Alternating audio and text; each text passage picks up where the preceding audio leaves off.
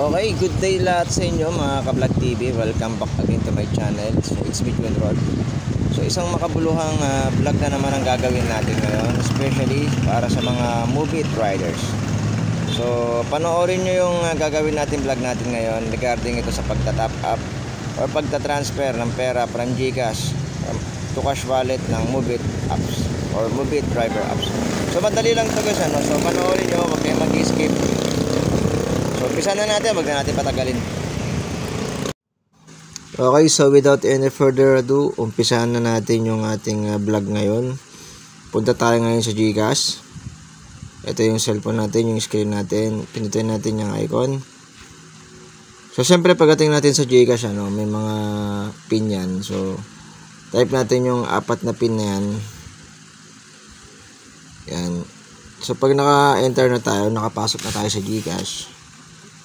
Yan. Check lang muna natin. Yan. So may laman yung GCash natin. Then punta naman tayo dun sa Move It Driver Apps natin. Check din natin yung pinaka top up natin kung ilan yung laman. So 124 point something. So okay na. Balik na tayo sa GCash. So pindutin natin yung itong bills. Ito. Then after nyan, payment solution sa baba. Scroll down tayo, hanapin natin yung Grab driver voucher or voucher. Pag nahanap natin, click natin siya. Then check natin itong box na to. Then ilan amount yung ilalagay natin. So mamili ka na lang dyan guys, ano. So sa akin, try lang muna natin yung 50 pesos. Kasi may laman naman tayo eh.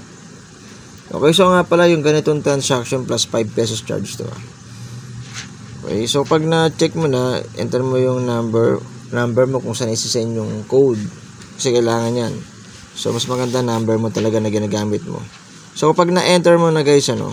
So next na natin, huwag mo na pindutin yung box sa baba.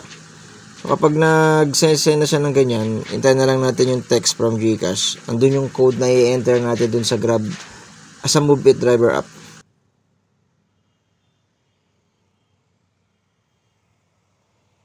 So wait na lang natin guys, ano. So darating yan yung text. So yun, nabawasan na siya from 300 plus. So yun, dumating na yung text. Ito yung text na to guys, itong mahaba na to, yan.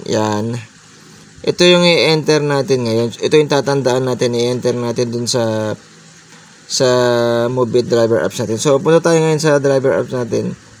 Ito, top up with pin. Yan, dito natin i-enter yung maraming number na yun. Okay, so medyo mahaba kaya hindi natin nakabisado yan. Mahirap kabisaduhin.